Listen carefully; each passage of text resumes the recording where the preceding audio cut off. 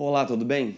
Seja bem-vindo ao 6º dia desse projeto, cujo objetivo é levar até você a palavra de Deus nesses dias de confinamento, de quarentena. E o nosso desejo, do nosso coração, é que nesse período sua fé possa ser fortalecida, possa ser solidificada, possa ser enraizada. Eu sei que, como eu, você está acompanhando atentamente os noticiários nesses últimos dias. Você sabe como é, a gente vai ficando confinado dentro de casa e a gente procura até preencher o nosso tempo da melhor maneira possível e fazer o trabalho que a gente consegue fazer no nosso lar, fazer um home office durante algumas horas do dia, mas inevitavelmente, por causa da nossa expectativa com relação aos desdobramentos dessa epidemia de coronavírus, nós acabamos retornando aos noticiários, às vezes mais até do que nós deveríamos ao longo do dia. E quanto mais nós ouvimos os noticiários, mais nós vamos ouvindo a respeito do número de casos, do número de infectados, do número de testes, do número de países aos quais a pandemia já chegou, do número de óbitos e cada vez mais nós vamos vendo uma sopa de números. Nós vamos ouvindo termos como progressão exponencial, nós passamos a acompanhar as curvas, os gráficos a respeito do avanço da pandemia e nós passamos o dia inteiro, prestando atenção a uma série de números. E nós acabamos afundando, sem perceber um pouco, nessa sutil escravidão dos números.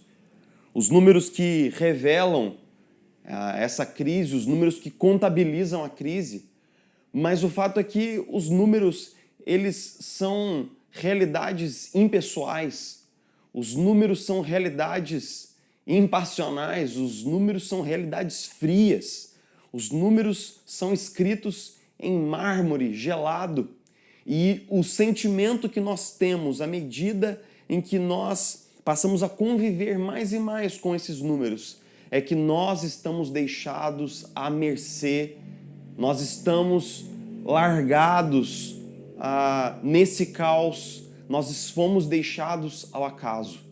Esse sentimento entra sorrateiramente no nosso coração, esse sentimento entra de fininho pelas brechas da nossa vigilância espiritual e aos poucos vai infiltrando dentro de nós um sentimento de desamparo, um sentimento de que eu sou só mais uma pessoa jogada no meio desse caos, dessa pandemia de nível global, de que eu sou apenas mais um, de que no final das contas eu sou apenas mais um número. Eu sei que talvez você esteja sentindo isso nesses dias, que você é só mais um número, que dentre tantos números grandiosos, milhares, milhões de confinados, nós somos apenas um pequeno e esquecido número. E isso faz com que a ansiedade escale no nosso interior. Essa sensação de desamparo faz com que nós olhemos para o futuro com um olhar ainda mais incerto, porque se é o acaso que está no controle de todas as situações e também no controle da nossa vida, então o que será do nosso futuro, o que será do amanhã, o que será de mim, o que será da minha família, o que será da minha saúde, e se eu for infectado, o que acontecerá comigo? Nós começamos a ser tragados para os cenários mais desesperadores. Como não sucumbir à ansiedade nesses dias? Como manter a nossa integridade emocional e espiritual?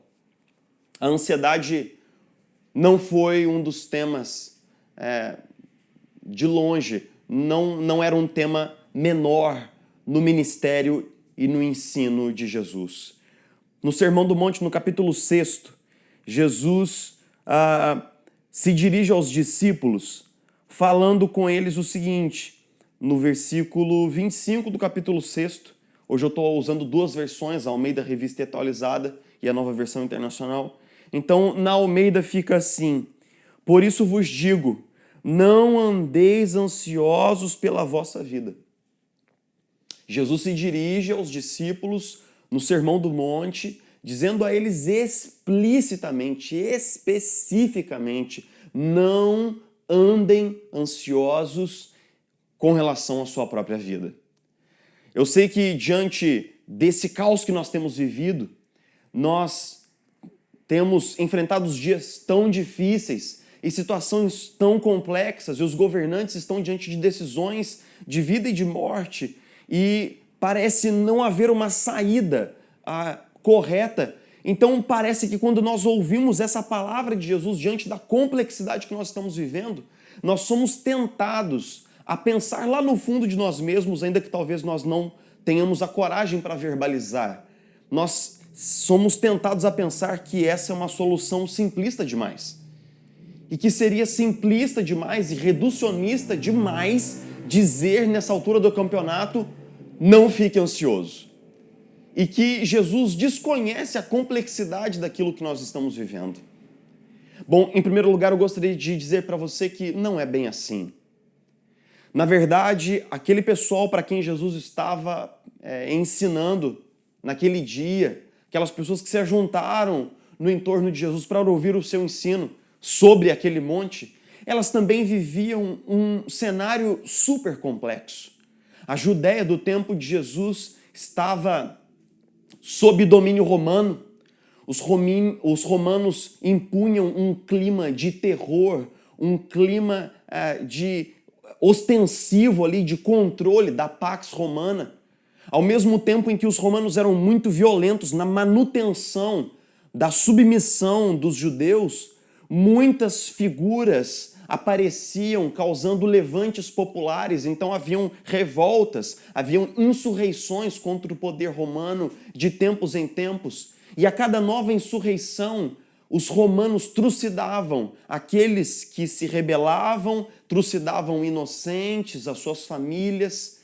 De tempos em tempos, havia banhos de sangue na Judéia do tempo de Jesus, havia uma grande instabilidade política. Além disso, também havia um complexo cenário econômico, no qual os camponeses e as pessoas menos afortunadas precisavam pagar pesados impostos ao imperador romano. Alguns impostos eram pessoais, outros impostos eram por negócios, outros eram por famílias, outros por territórios. Então a carga tributária dos romanos sobre os judeus era grande, o que estrangulava as finanças das famílias de classe média e média baixa do tempo de Jesus. Se as pessoas do tempo de Jesus tentavam buscar então auxílio e apoio na religião, eles se deparavam com uma elite religiosa que não era fácil de engolir, não. Eles se deparavam com os fariseus, que eram gente assim, muito meticulosa, pessoas que conheciam profundamente as Sagradas Escrituras, mas que eram também muito perfeccionistas na abordagem de como eles interpretavam a lei mosaica, eram legalistas, e eram também pessoas altamente judiciosas. Eles julgavam, condenavam, desprezavam, afrontavam aqueles que não tinham o mesmo conhecimento que eles. Ou seja, quando você buscava auxílio no sistema religioso, você não era capaz de encontrar também, porque a imagem de Deus pintada por aqueles líderes religiosos era a imagem de um Deus absolutamente irascível, sem nenhuma compaixão, sem nenhuma misericórdia, um Deus que estava ali pronto para esmigalhar as pessoas assim que elas cometessem o menor erro, um Deus que estava distante delas, distante da sua experiência de dor diária e rotineira. Ou seja, quando nós ouvimos as palavras de Jesus com os ouvidos daquela geração, nós entendemos que Jesus estava falando com uma geração que estava passando por tantos problemas como nós estamos hoje. E para essa mesma geração, Jesus disse, não andem ansiosos. E para nós hoje, diante de toda essa pandemia, Jesus diz, não andem ansiosos. O contexto mais imediato desse texto aqui está nos versículos 19 a 24. O contexto imediato desse texto tem a ver com a falsa confiança nas riquezas. Mas há um contexto maior no qual nós podemos compreender esse chamado de Jesus para vivermos de forma não ansiosa. E esse contexto, ele inicia lá no capítulo 5. E a gente vai fazer a seguinte pergunta, né? Jesus, eu entendi. Eu estou vivendo numa situação tão difícil, tão incômoda, tão incerta, como a primeira audiência para quem você pregou esse mesmo sermão aqui. Mas a minha pergunta é, como não andar ansioso? Como, se fosse tão fácil assim, né? Não tem coisa pior do que para dizer para um ansioso, não fique ansioso. Ele vai ficar ansioso pelo medo de ficar ansioso. Então, como nós podemos nos apropriar disso, na verdade? Como nós podemos? Se você olhar o todo do Sermão do Monte, você vai descobrir que no capítulo 5, no capítulo 6, Jesus começa a infiltrar uma ideia na cabeça dos discípulos. Então note que no capítulo 5, no versículo 16, ele diz assim, que a nossa luz deve brilhar diante dos homens, para que eles vejam as nossas boas obras e glorifiquem ao nosso Pai Celestial. Jesus usa a expressão, para que eles glorifiquem o Pai de vocês. Mateus 5:16. Em Mateus 5:48, ele pede que os discípulos entendam o desafio do discipulado e ele diz assim, portanto, sejam perfeitos como perfeito é o Pai Celestial de vocês. Note que Jesus começa a repetir essa ideia, o Pai de vocês, o Pai de vocês. Em Mateus 6, versículo 4, ele diz, e seu Pai que vem em secreto te recompensará. Novamente, quando ele fala sobre oração, ele diz no versículo 6, ore a seu Pai que está em secreto, e então seu Pai que está em secreto o recompensará. No versículo 8, ele fala novamente sobre a questão da oração e ele diz assim, não sejam iguais a eles, os gentios, porque o seu Pai sabe do que vocês precisam. Quando Jesus de fato nos ensina a orar, no versículo 9, ele diz que a primeira coisa que nós devemos orar com ele é Pai Nosso. Pai Nosso. Ao mesmo tempo, no versículo 14, ele diz que quando nós perdoamos uns aos outros, o Pai Celestial mantém o seu perdão sobre as nossas ofensas. No versículo 18, ele diz que nós devemos jejuar e não devemos mostrar isso para os outros, mas mostrar o nosso espírito de jejum e oração ao nosso Pai. Ele diz, mas apenas ao seu Pai que está em secreto, e seu Pai que vem em secreto o recompensará. Você entende? O contexto maior no qual Jesus está falando sobre ansiedade é um contexto no qual ele está ensinando os discípulos que eles não estão sozinhos. Ele está ensinando os discípulos que eles, discípulos de Jesus, agora têm com Deus o mesmo tipo de relação afetuosa, próxima, amorosa, compassiva, misericordiosa. A mesma relação que o Pai tem com o seu Filho unigênito, Jesus Cristo, agora é transferida para nós por meio do Filho. E Jesus, em alguns momentos do Evangelho, se refere a Deus como o meu Pai. O meu Pai. Especialmente no Evangelho de João, muitas vezes ele fala sobre o seu Pai, sobre o meu Pai, ele diz. Mas agora no Sermão do Monte, Jesus diz o seu Pai. O seu Pai. O seu Pai que te vê em secreto. O seu Pai sabe do que você precisa. Que você possa ser perfeito como perfeito é o seu Pai. Que você possa glorificar o seu Pai com as suas boas obras. Jesus repete essa ideia insistentemente nos ouvidos dos discípulos, o seu Pai, o seu Pai, o seu Pai. E quando ele fala sobre ansiedade, ele diz, não andem ansiosos quanto à própria vida, quanto ao que comer, quanto ao que beber, nem ao seu próprio corpo, quanto ao que vestir. Não é mais importante, a vida não é mais importante do que a comida, e o corpo, acaso não é mais importante do que a roupa? Então ele diz o seguinte, observe as aves dos céus, elas não plantam, elas não colhem, elas não têm celeiros, contudo, o Pai Celestial as alimenta. Jesus está dizendo que no combate à ansiedade, nós temos que olhar para as aves dos céus, olhar para o cuidado que o Pai Celestial tem com elas, e Jesus faz uma pergunta retórica dirigida a mim e a você, dizendo o seguinte, quanto mais você vale do que as aves que estão nos céus? não em desprezo à criação de Deus e aos animais. Não é esse o ponto de Jesus. O ponto é que ele se lembra de que em Gênesis 1, Deus criou todos os animais, mas o único ser criado à imagem e semelhança de Deus foi o homem. Ou seja, Deus fez um investimento em toda a criação, mas o investimento que Deus colocou sobre nós, ao colocar a sua própria imagem e semelhança em nós, é um investimento absolutamente maravilhoso, poderoso e inigualável. O quanto você vale mais do que as aves. Ou seja, se o Pai é capaz de cuidar de pequenos detalhes na criação, Ele não cuidará de você, sobre quem Ele tem muito mais cuidado, zelo, amor e compaixão.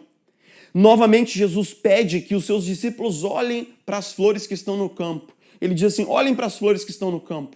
Elas não sabem costurar, elas não sabem fazer crochê, elas não entendem nada de moda, elas não conhecem as tendências do inverno e verão carioca, elas não sabem de nada a respeito disso. E nem eu, que estou falando aqui com vocês, na verdade sei.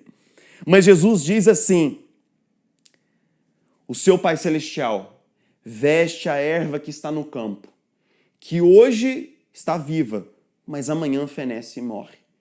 Será que ele não está muito mais interessado na vida de vocês?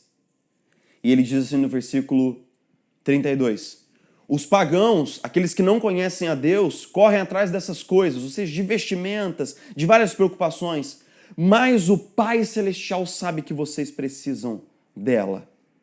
E então Jesus diz assim, busquem, pois, em primeiro lugar, o reino de Deus e a sua justiça, e todas essas coisas vos serão acrescentadas. O ponto de Jesus aqui é muito claro. Jesus está argumentando conosco. Jesus está nos dizendo que a única coisa que de fato pode apacentar o nosso coração da ansiedade é saber que a nossa vida não está jogada por aí ao acaso.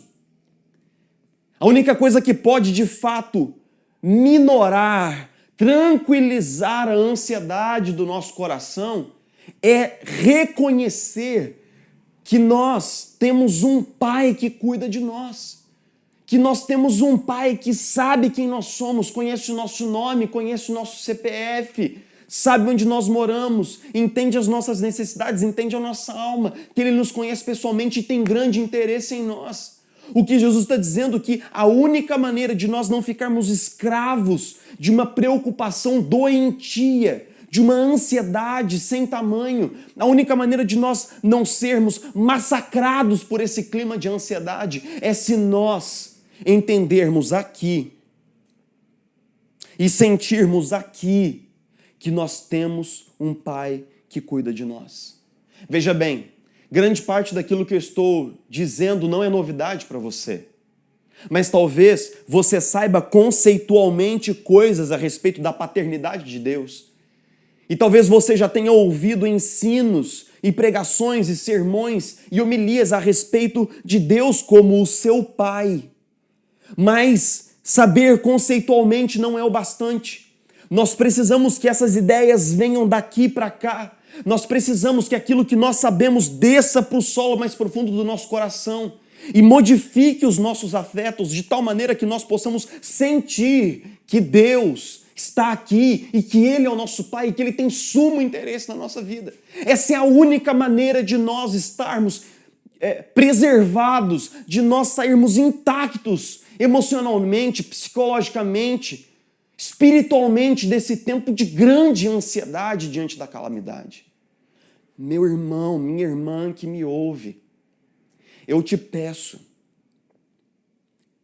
que você entenda, nada, nenhum tipo de argumento racional, nenhuma promessa do governo, nenhuma promessa do Ministério de Saúde, nenhum dado estatístico, nenhum estudo publicado aqui, ou em Harvard, ou em qualquer lugar, poderá, agora, te dar vitória sobre a ansiedade, a não ser uma experiência profunda, verdadeira e genuína com a paternidade de Deus.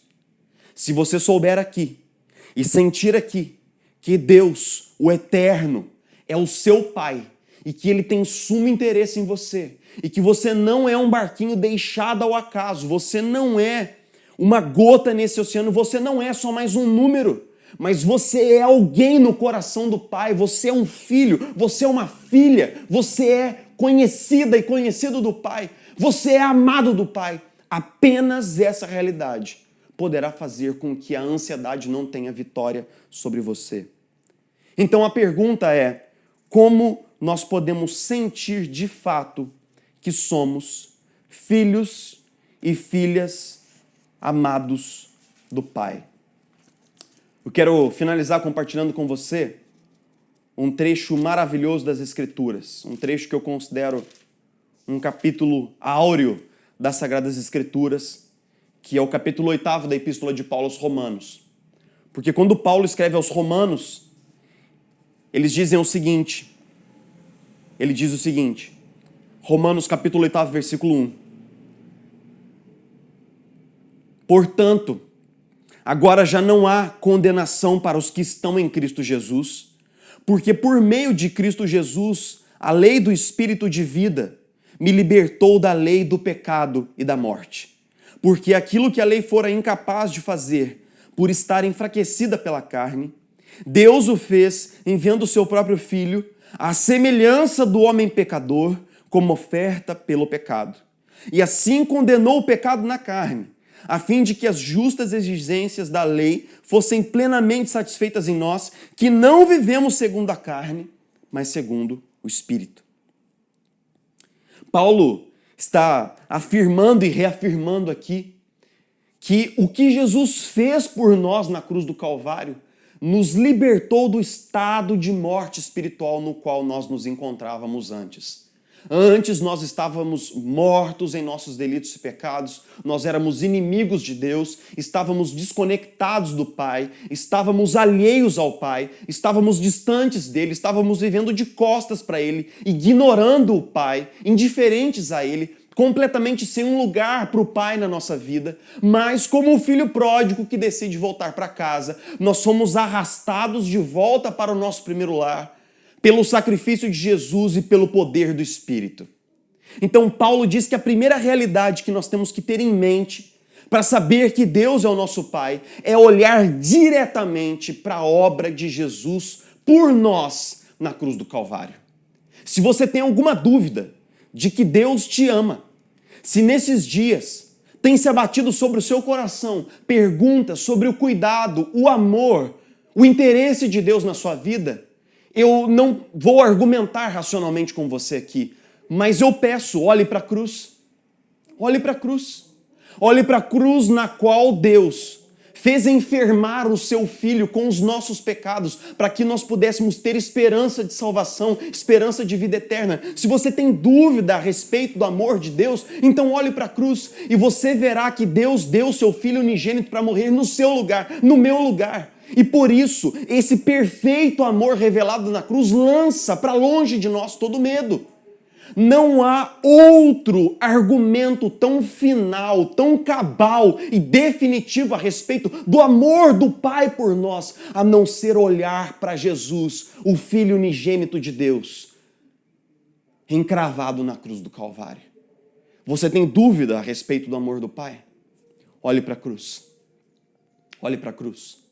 Porque a cruz certamente não traz uma explicação definitiva para o sofrimento humano. A cruz não traz respostas minuciosas a respeito de por que nós sofremos e de por que essas coisas estão acontecendo. Mas a cruz nos garante uma coisa, e essa realidade ela garante sem dúvida e sem hesitação. Deus não está alheio ao nosso sofrimento. Ele não ignora o nosso sofrimento. Ele escolhe sofrer conosco. Na verdade, na cruz, ele sofre em nosso lugar. Ele sofre a nossa morte. Então a cruz nos garante: Deus está interessado em mim. Deus não está alheio ao meu sofrimento. Deus não está alheio ao seu sofrimento. O Pai revelou o seu amor e o seu cuidado na cruz do Calvário. Mas isso nos alimenta aqui. Mas no final do capítulo, nós vemos que Paulo, no versículo 15, diz assim: vocês não receberam um espírito que os escravize para novamente temerem, mas receberam um espírito que os torna filhos por adoção, por meio do qual clamamos: Abba, Pai. O próprio Espírito Santo vivendo em nós testemunha ao nosso espírito que somos filhos de Deus. O próprio Espírito Santo vivendo em nós testemunha lá dentro de nós, dentro do nosso coração, que nós somos filhos de Deus, e lá dentro ele nos ensina a orar dizendo: Abba, Pai, Abba, Pai, Abba, Pai. Que texto maravilhoso, que texto maravilhoso. Esse texto é maravilhoso porque o apóstolo Paulo nos diz que o Espírito Santo vivendo dentro de nós nos ensina a orar ao Pai da mesma maneira como Jesus orou.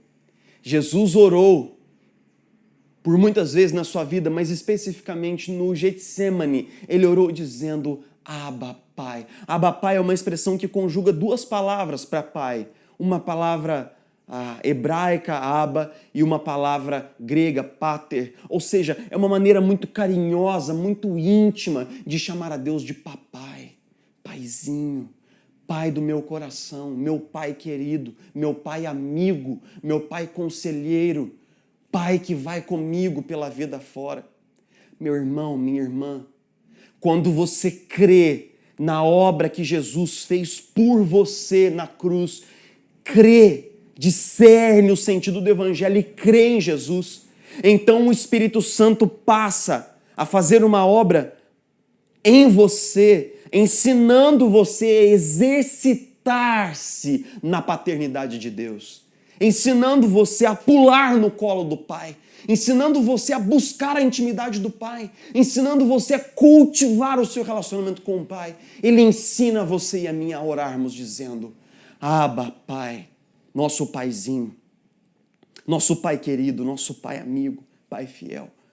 Senhor, nosso coração está sendo premido por essas notícias tão graves que estão abalando o nosso país e, na verdade, todo o globo. Mas nossa oração, Pai, nosso pedido nessa hora, Pai, é para que o Senhor possa vir e comunicar a sua presença graciosa, paternal, maravilhosa, que o Senhor possa nos ajuntar debaixo das suas asas, como a galinha acolhe os seus pintinhos, que nós possamos estar sob as asas do Deus Altíssimo e sob a sombra do Deus Onipotente descansarmos, como diz a tua palavra. Pai, nós queremos não apenas saber, mas nós queremos experimentar da sua paternidade nesses dias. Nós queremos nos lançar nos seus braços, experimentar do teu colo. Nós queremos chorar aos teus pés os nossos temores, as nossas angústias. Nós queremos derramar, Senhor Jesus, sob os seus pés a nossa ansiedade e saber que o Senhor tem cuidado de nós. Nós queremos estar mais próximos de você, Pai, e sair disso tudo ainda mais aprofundados na nossa experiência de filiação contigo. Essa é a nossa oração. Nós oramos no nome daquele que foi morto em nosso lugar, o seu primeiro filho, Jesus Cristo, o unigênito de Deus, porque nele nós fomos adotados, nele nós fomos incluídos na sua família. Obrigado, Pai. Obrigado, Pai. Nós nos encontramos de novo amanhã para mais um tempo de palavra, mais um tempo de oração. Eu te convido a experimentar essa paternidade de Deus por meio da oração. Separe um tempo nesse período de isolamento para estar a sós com o Pai. Abra o seu coração com Ele. Jogue-se na presença dEle. Eu posso te garantir que assim como o filho pródigo voltou para casa e encontrou o seu pai de braços abertos vindo em sua direção, eu te garanto que quando você se colocar de joelhos, você descobrirá que o Pai está à sua espera. Que Deus te abençoe. Deus abençoe a sua família. Nós nos encontramos de novo amanhã. Um grande abraço. Até mais.